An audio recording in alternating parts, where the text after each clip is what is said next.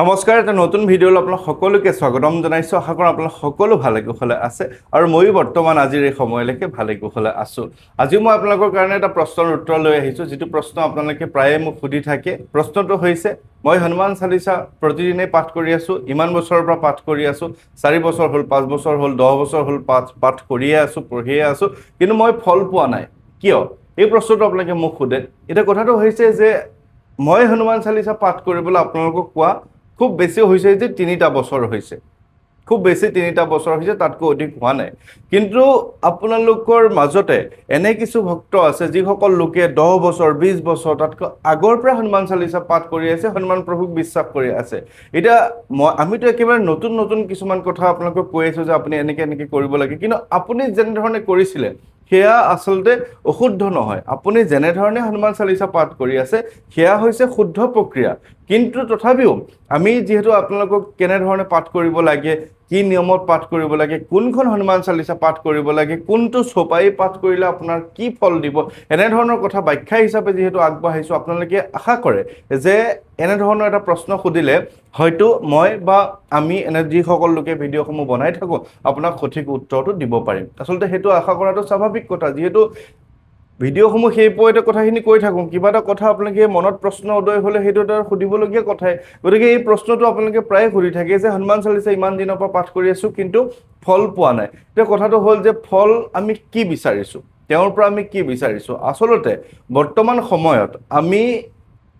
হনুমান চালিচা বুলিয়ে নহয়, যিকোনো এজন আমাৰ আৰাধ্য দেৱতাক, যিকোনো এজন ভগৱানক প্ৰাৰ্থনা কৰিলে সুধিবলগীয়া বা ক'বলৈ, তেখেতৰ পৰা বিচাৰিবলগীয়া এটাই কথা আছে, সেইটো হৈছে, হে প্ৰভু আমাক তুমি নিৰোগী কৰি ৰাখা। বহুত বেছি ধন সম্পত্তি ঐশ্বৰ্য বা আমি যিহেতু আমি কিবা এটা সকাম ভকতিৰে তেখেতক ভক্তি কৰি আছোঁ, নহয় জানো? তুমি মোক এইটো দিয়া, মোৰ একাউণ্টত ইমান টকা লাগে, মই মোৰ ল'ৰাটোক পাছ কৰাই দিয়া, মোৰ চাকৰি এটা হ'ব লাগে, মোৰ বিয়া হ'ব লাগে, মোৰ অন্য কিবা এটা হৈছে, এয়া হৈছে আমাৰ একোটা আমি তেখেতক আমি স্বাৰ্থত তেওঁক বিচাৰি আছোঁ। কিন্তু স্বাৰ্থত বিচাৰিলেও তেখেতে আপোনালোকক, যিহেতু তেওঁ সংকট মোচন, আপোনাৰ এটা সংকট হৈছে, তেওঁ আপোনাক উদ্ধাৰ কৰিবই। কিছু কিছু ক্ষেত্ৰত এনেকুৱাও দেখা পোৱা যায় যে মই ইমান দিন পাঠ কৰি আছোঁ কিন্তু মই ফল নোপোৱাৰ কাৰণে মই এৰি দিলোঁ। তাৰ মানে আপুনি যেতিয়া আপোনাৰ স্বাৰ্থটো সিদ্ধি হোৱা নাই বা আপুনি ভাবিছে যে এতিয়া আৰু লাভ নাই, মই আৰু ইমান দিন পাঠ কৰিছোঁ যেতিয়া কোনো সুফল পোৱা নাই, মই নপঢ়োঁ আৰু মই হনুমান চালিচাৰ ঠাইত মই দুৰ্গা চালিচা পাঠ কৰোঁ বা মই অন্য এজন দেৱ দেৱতাৰ ওচৰত প্ৰাৰ্থনা কৰোঁ। কথাটো এনেকুৱা ধৰণৰ হৈ যায় যে আপুনি চিকিৎসা এটা যেতিয়া কৰি থাকে, ট্ৰিটমেণ্ট এটা কৰি থাকে, এই যে ডাক্তৰ যে সলাই থাকে যে মই ভাল পোৱা নাই বেলেগৰ ওচৰলৈ যাওঁ, মই ভাল পোৱা নাই বেলেগৰ ওচৰত, কিন্তু এই যে পেচেণ্ট মানে হৈছে ধৈৰ্য। আপুনি যেতিয়া ধৈৰ্য ধৰিব এজন ডাক্তৰৰ ওচৰতে, যদি তেওঁ ভাল হয়, তেওঁৰ ওপৰত যদি বিশ্বাস আছে, সেই ডাক্তৰজনেও আপোনাৰ ওপৰত বিশ্বাস ৰাখিব লাগিব যে এই পেচেণ্টজন সঁচাকৈ এজন পেচেণ্ট হয়, তেওঁ পেচেণ্ট ৰাখিছে, তেওঁ ধৈৰ্য ৰাখিছে, তেওঁ সুফল পাব আৰু তেনেধৰণে আপুনি সুফল আচলতে প্ৰাপ্তি হয়। এইটো এটা সাধাৰণ উদাহৰণ দি দিছোঁ, এইটো বৰ বেলেগভাৱে আপোনালোকে লৈ যাব নালাগে। ঠিক তেনেধৰণে যে আমি ভগৱানক যেতিয়া কিবা এটা পাবৰ বাবে বিচাৰোঁ, আমাৰ ধৈৰ্যটোৰ এটা কথা আছে যে মই কেনেধৰণে পাঠ কৰিছোঁ। এতিয়া হনুমান চালিচা আমি পাঠ কৰিছোঁ, কিন্তু মনত যদি নানান ধৰণৰ প্ৰশ্ন কিছুমান উদয় হৈ থাকে, মনত নানান ধৰণৰ কথা হৈ থাকে, সেইখিনি সময় আপুনি সঁচাকৈ তেওঁক আপুনি পাঠ কৰিছে, কিন্তু আপুনি কি ভাবি আছে, তেখেতক আপুনি একেবাৰে সমৰ্পণ কৰিছেন নাই? যেতিয়া হনুমান চালিচা পাঠ কৰা হয়, আচলতে আমি যেতিয়া পাঠ কৰোঁ জয় হনুমান জ্ঞান গুণ সাগৰ, এই সময়খিনিত অন্য এটা কথা যে মোৰ অমুকটো কৰিব লগা আছিলে, তমুকটো কৰিব লগা আছিলে, মই অমুকলৈ যাব লগা আছিলে, মই অলপ লৰালিকৈ পঢ়োঁ, মোৰ দেৰি হৈ আছে, কলিং বেলটো বাজিব নেকি, ভাত খাবলৈ সময় হৈছে, মই পাঠ কৰি থাকোঁতে কোনোবাই আমনি কৰিব নেকি, এনেধৰণৰ যিখিনি প্ৰশ্ন আচলতে সেইখিনি প্ৰশ্ন আচলতে আহিব নালাগে। আপুনি কেৱল তেখেতক সেইখিনি সময়ত যি 5টা মিনিট দিছে, সেই 5টা মিনিট আপুনি তেখেতক সম্পূৰ্ণৰূপে দিয়ক। আপুনি ঘৰৰ মানুহক কওক যে মই হনুমান চালিচা পাঠ কৰিব ওলাইছোঁ বা আপুনি অন্য নামঘোষা এটাই গাব ওলাইছে, আপুনি সেইখিনি সময়ত যাতে সম্পূৰ্ণৰূপে তেখেতৰ ওচৰত সমৰ্পণ কৰিব পাৰে, আপুনি ঘৰৰ মানুহক কৈ থওক যে এইখিনি সময়ত আমনি কৰিব নালাগে। পাঠ কৰি থকা সময়খিনিত ফোনবোৰ বাজিব নালাগে। আজিকালি এনেধৰণৰ কথা হৈছে যে ফোনটো আমাৰ লগতেই থাকে, আমি মন্দিৰলৈ গ'লেও বা আমি কোনোবা এখন ঠাইতে আপুনি গ'লেও আমি ফোনবোৰ লৈ যাওঁ, ফোনটো পটককৈ বাজি যায়, যে আপুনি পাঠ কৰি আছে, আপোনাৰ ফোনটো পটককৈ বাজি গ'ল, কিন্তু আপোনাৰ ধ্যানটো সেইখিনি সময়ত ভাঙি যোৱা যেন এটা কথা থাকে এইটো হয়ে সকলোৰে গতিকে এই ফোন বজা ফোনটো লৈ যোৱা লৈ গ'লেও সেই চাইলেণ্ট কৰি ৰখা বা আপুনি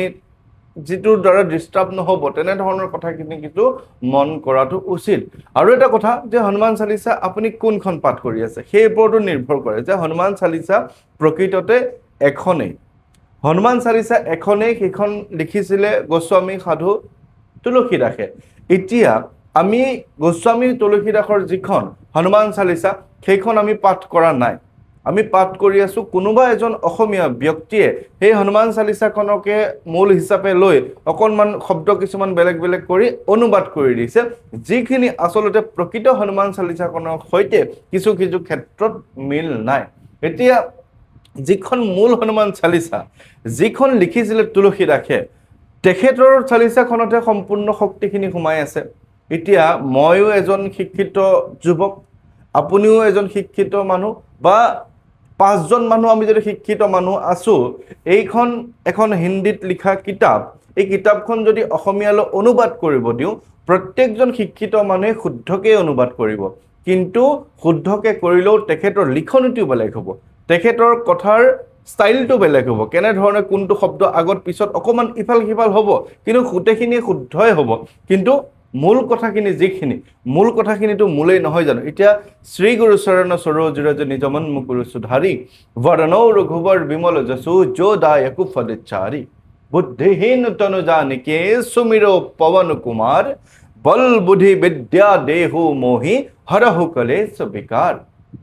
এই যে হনুমান চালিচাখন এইখন কোনোবা এজন মানুহে লিখি থৈছে শ্ৰী গুৰু পদ্মস্মৰি মনে মনে কোটিবাৰ প্ৰণামো গুৰুৰ চৰণে গতিকে এই কথাখিনি শ্ৰী গুৰু সৰোজ নিজ মন মুকুৰ সুধাৰি বৰণৌ ৰঘুবৰ বিমল যশু যো দায়কু ফলচাৰি শুনিবলৈ বাৰু একেই হৈছে জানো বা অৰ্থখিনি জানো একেই হৈছে গতিকে মই আপোনালোকক কওঁ যে আপুনি যদি ফল পাবলৈ হয় তেনেহ'লে আপুনি শুদ্ধ হনুমান চালিচাখন পাঠ কৰক আপুনি ইমান দিনে পাঠ কৰিছিলে ভুল সেইটো এটা বেলেগ বিষয় আপুনি পাঠ কৰিলে হৈ গ'ল আৰু কিন্তু বৰ্তমান যদি আপুনি জানিছে ময়ো আপোনালোকক কৈছোঁ বিভিন্নজনে আপোনালোকক কৈ আছে যে শুদ্ধখন পাঠ কৰিব লাগে যিখন প্ৰকৃত হনুমান চালিচা তথাপিও আপুনি এনেধৰণে ভাবি লৈছে বাদে থ মই যিখন জানো সেইখনে পাঠ কৰিম ভগৱান ভগৱানেই এনেধৰণৰ কিছুমান মনত প্ৰশ্ন আহে কিন্তু যিহেতু এখন হনুমান চালিচা বা যি মন্ত্ৰভাগ লিখিত গৈছে অৱধি ভাষাত সেই অৱধি ভাষা আমি সেই ভাষাতে পাঠ কৰিব লাগে এতিয়া সংস্কৃতৰ মন্ত্ৰ এটা পূজাৰীজনে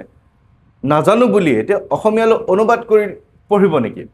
বা আপোনাক সংস্কৃতৰ মন্ত্ৰৰ এভাগ আপুনি যেতিয়া ঘৰত এভাগ পূজা পাতিব ঘৰত হোম যজ্ঞ কৰিব বা দুৰ্গা পূজাত আপুনি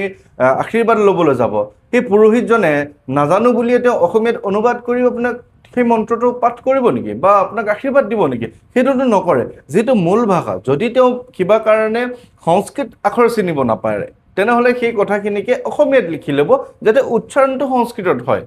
ঠিক তেনেধৰণে হনুমান চালিচাখনো যদি আপুনি অৱধি ভাষাত পাঠ কৰিব নোৱাৰে তেনেহ'লে আপুনি অসমীয়াত চাওক যে শ্ৰী গুৰুটো শ্ৰী লিখাত আহিব গুৰুটো গুৰুৱে লিখা দিব চৰণটো সৰোজ ৰজ নিজ মন মুকুৰ সুধাৰি এনেধৰণৰ লিখা থাকিব যিটো আপুনি দেখোঁতে অসমীয়া আখৰ লিখিব দেখিব কিন্তু আপুনি মুখৰে যেতিয়া মাতি যাব প্ৰাৰ্থনা যেতিয়া কৰিব তেতিয়া আপুনি অৱধি ভাষাৰ কৰি থাকিব আৰু সেইখিনিকে যদি আপুনি প্ৰত্যেক দিনাই কৰি থাকে তেতিয়া আপোনাৰ মনলৈ আহি যাব আৰু তেতিয়া আপুনি ধুনীয়াকৈ জয় হনুমান জ্ঞান গুণ সাগৰ জয় কপীশ তিহু লোক উজাগৰ আপুনি ধুনীয়াকৈ আপুনি পাঠ কৰিব পাৰিব এই কথাখিনি আচলতে আপোনালোকে জানিব লাগে এতিয়া মই কৈছোঁ যে আপুনি ফল পাব শুদ্ধকৈ পাঠ কৰক অন্য কথালৈ মন নিদিব পাঠ কৰাৰ সময়ত বা আপুনি তেখেতক আপুনি এনেই পাঠ কৰাতকৈ আপুনি ৰাতিপুৱাই হওক বা সন্ধিয়াই হওক বা দুপৰীয়াই হওক যিটো সময়তে তেখেতক আপুনি সমৰ্পণ কৰিম বুলি ভাবিছে সেই সময়টোত ধুনীয়াকৈ এগছ চাকি জ্বলাই ল'ব ঘিউ চাকিয়ে হওক বা চামিলি তেলৰ চাকিয়ে হওক বা মিঠাতেলৰ চাকিয়ে হওক চাকি গছ জ্বলাব সেই চাকি গছ জ্বলাই আপুনি ধূপো জ্বলাব তেখেতৰ ফটোখন সন্মুখত ৰাখিব তেখেতক আপুনি ধুনীয়াকৈ স্মৰণ কৰিব জয় শ্ৰীৰাম শব্দ ক'ব আপুনি জয় শ্ৰীৰাম তিনিবাৰ কৈ পেলাই হনুমান চালিচাখন পাঠ কৰিব হনুমান চালিচা পাঠ কৰাৰ পিছত আকৌ আপুনি জয় শ্ৰীৰাম ক'ব তেনেধৰণে আপুনি কৰি যাওকচোন আপুনি কিয় ফল নাপাব আপুনি চাব গতিকে এই কথাখিনি আপোনালোকক জনাইছোঁ যে আপুনি এনেধৰণে কৰক মই সৰু সৰু কেইটামান উদাহৰণ আপোনালোকক দি দিলোঁ তাতলৈ কোনো বেয়া নাপাব কাৰণ মনত মুখত যিহেতু মোৰ স্ক্ৰিপ্টেড নহয় মই যি মনলৈ আহে যিখিনি ভগৱন্তৰ কৃপাত ক'ব লাগে বুলি আপোনালোকক ভাবোঁ সেইখিনি মই মুখৰ পৰা অট'মেটিক মই কৈ যাওঁ কোনো ধৰণৰ আগতীয়া চিন্তা নকৰোঁ যে কি ক'ম বা কোনো ধৰণৰ আগতে মই ভাবি নাথাকোঁ যে আজি মই এইটো বিষয়ত ক'ব লাগিব গতিকে সেই কথাটো আপোনালোকে বেয়া নাপাব কেতিয়াবা কিছু কিছু কথা হয়তো মই নক'বলগীয়া ক'ব পাৰোঁ কিন্তু যিটোৱে আপোনালোকক উপকাৰ কৰে সেইখিনি কথাহে কওঁ গতিকে আশা কৰোঁ আপোনালোকে কথাখিনি বুজি পাইছে বহুতেই সুধি থাকে ফল নাপালোঁ কিয় ফল নাপাব আপুনি ফল পাবই আপুনি কাইলৈৰ পৰা তেনেধৰণে কৰকচোন আপুনি নিশ্চয় ফল পাব গতিকে সকলোৱে কুশল মংগল কামনা কৰিছোঁ আপোনালোক ভালে কুশলে থাকিব আপোনালোকৰ যেতিয়া ভাল হ'ব তেতিয়াহে মোৰ ভাল হ'ব সেই কথাটো মই আগৰ পৰাই কৈ থাকোঁ অকলশৰে মানুহ কেতিয়াও ভাল হ'ব নোৱাৰে আপোনাৰ কাষৰ ঘৰৰ মানুহৰ যদি দুখ আপুনি সেই দুখ চাই আপুনি ঘৰত দুখ নাথাকিলেও আপোনাৰ মনটো দুখ লাগে ঠিক তেনেধৰণে আমি এখন সমাজত বাস কৰোঁ আপুনি যেতিয়া মোক সদায় আপোনাৰ দুখৰ কথাখিনি কৈ থাকে মোৰ মনটো ভাল লাগি থাকিলেও দুখ লাগে গতিকে আপোনাৰ যিদিনা ভাল হ'ব সেইদিনাহে মোৰ ভাল হ'ব গতিকে সকলোৰে কুশল মংগল কামনা কৰি আজিৰ এই ভিডিঅ'টো সামৰণি কৰিছোঁ ভালে থাকিব জয় শ্ৰী ৰাম